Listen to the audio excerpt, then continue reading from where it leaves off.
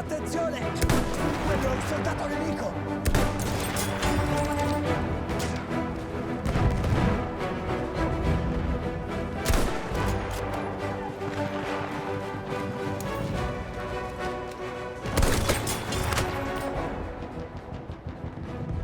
And that's it.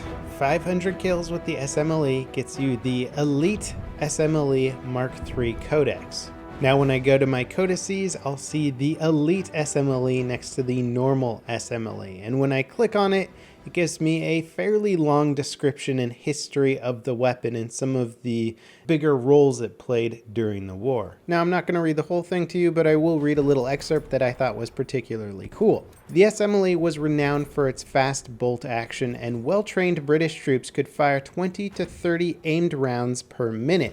At Mons in August 1914, the British soldiers were waiting for the Germans, dug in and outnumbered 3-1. The Germans approached, advancing in close order, and at about 1,000 meters, the British opened fire with their SMLEs. At just under 200 meters, they switched to rapid fire, obliterating the German lines and making some of them think the volume of fire must have come from machine guns.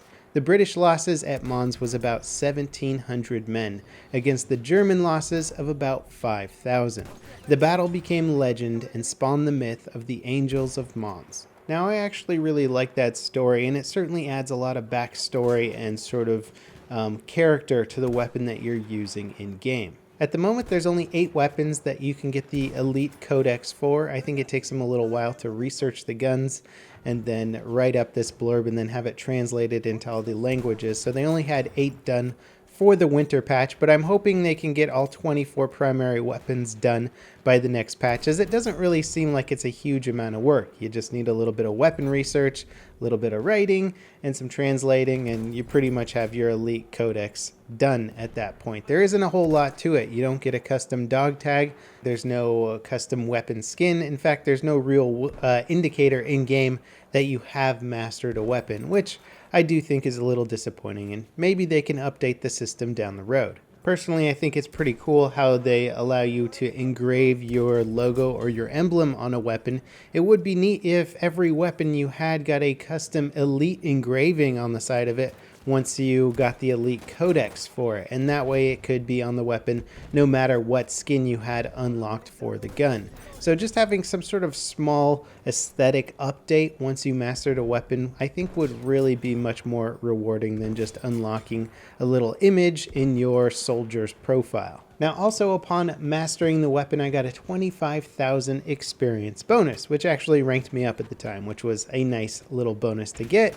And having that 25,000 XP bonus for all 24 weapons would certainly be a nice little reward for players ranking up and focusing on certain weapons. Now, if you guys have been following my channel for a while, you'll know that in Battlefield 3, I mastered all the primary weapons. In Battlefield 4, I also did the same thing. So I plan on doing that as well in Battlefield 1. I think it's one of the more fun and better achievements in Battlefield because it teaches you to try out all the different guns in the game and learn them really well. If you're going to get 500 kills with a weapon, you're going to have a pretty good understanding of how to use that weapon, and thus if you have to pick up any kit on the battlefield or switch to a weapon, you'll generally have a decent understanding of what you're doing with that new gun you picked up. It's an actual achievement that also teaches you about the game, and now it also teaches you about the history of the weapon that you're using with the actual Codex unlock, which is really cool. I like the new mastery system, aside from the fact that it doesn't give you any sort of aesthetic indicator that you've mastered a weapon, as Battlefield 3 and Battlefield 4 would give you a dog tag that you could equip. So if you wanted your opponent to know that you were a master with a certain weapon, you could have that on, and when you killed them, they would see that. Now, I chose to do the SMLE first because for me, I just get kills like crazy with this gun. I thought it would be the easiest to do. Maybe the Automatico might have been faster. It took me about 6 hours to get the mastery, and that's including joining games that weren't really that well populated, or maybe my team was getting obliterated so it was harder to get kills. Plus, I'm a sucker for just about any open vehicle slot, so whenever airplanes became available or tanks became available, I would hop into those and use those instead. So my time was certainly divided and not quite as focused as it could have been. I'm sure a focused player could probably do it in a good 4 hours, getting 500 kills if you were in the perfect gaming conditions. Also, depending on the weapon, it might be a bit faster with the Automatico. I switched around a little bit between Conquest and Operations. I think you could also do it pretty quickly while playing the Domination game mode. That would probably be a bit more effective with the Automatico, as Domination generally favors close quarter weaponry. In Operations, I found it really good because that sort of brings 64 players all to a front line. There was a saturation of infantry there, and as long as you can find a good place to stand far enough away from the combat or hide somewhere in the battlefield, it's a perfect environment for a sniper. Now, I've done plenty of videos on the SMLE already. It is by far my favorite sniper rifle in the game, my most used weapon in the game as well. I just think it's got a great sweet spot. It's got a decent magnification of, I think, 4 times, which doesn't give you a scope glint even if it's sunny out. So you remain a bit concealed and you have decent killing power at the same time. Combine that with an internal 10-round magazine capacity that can be loaded in waves of 5 clips, or individually. Once you get comfortable with the reloading mechanics of the gun, you can actually reload it pretty quickly. Sometimes I'll be watching my ammo. If I notice I'm at 5 rounds, I'll just do a reload there to get a faster reload off, or I'll shoot through all my ammo so I can quickly reload 2 5-round clips. It's such a good sniper rifle that I found myself out of ammo pretty quickly. If you can find yourself a support player to drop an ammo box down near you, then you can start taking a lot of shots that you're not sure if you're going to make.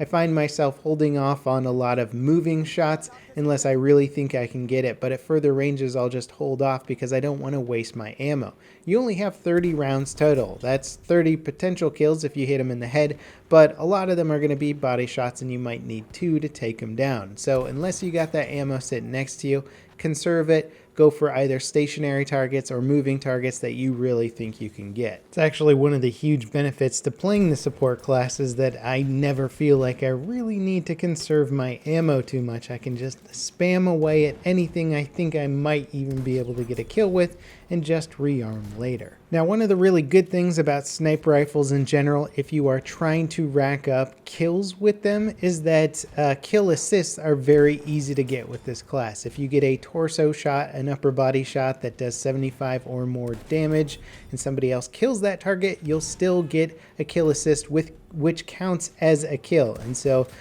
you should be getting many of those. Don't be afraid to spot a target because you're afraid your teammate might kill that target before you do. Take a shot, get a good body shot, make sure that they're spotted as well, and if somebody else takes them out before you take them out, you still get a kill assist with your SMLE or whatever sniper rifle you have. Also, a lot of the weapons in this game have variations, so if you are trying to get your mastery, your elite Codex for the gun, you don't have to use the same variation the whole time. Now, I really like the marksman variant of the SMLE. I don't really use any other variant, but the iron sight one is pretty good in the sense that you can ADS quicker. It's a little bit more responsive, and I know some people like it for that faster pace, that faster style gameplay. And it might actually suit your purposes for different game modes a little bit better. If I was playing, say, on Domination, I might have tried using the iron sight version of this weapon instead. One of the easier things about going for a mastery with the sniper kit is that you're not as reliant on your teammates to get kills. If you're going for something like an assault or a support kit, you really need to be surrounded by players who can kind of hold their own to a certain extent. The sniper class, even if your team is getting wasted, you usually have a big enough map or enough open ground that you can distance yourself enough from the enemies and try and pick off your kills. It always helps if you have a good team supporting you to get more kills, but it is easier even in bad situations to get a decent amount of kills with the recon class. Anyway, that kind of wraps it up for this weapon mastery video. I hope DICE gets the other weapons available for mastery soon. It kind of sucks because the masteries only activate once they're in the game. So even if you've got 1,000 kills with a gun, you're still going to need to get 500 more once those new masteries come out. Sooner is always better than later. As always, guys, thanks for watching, and I'll see you next time. This is Level Cap signing off.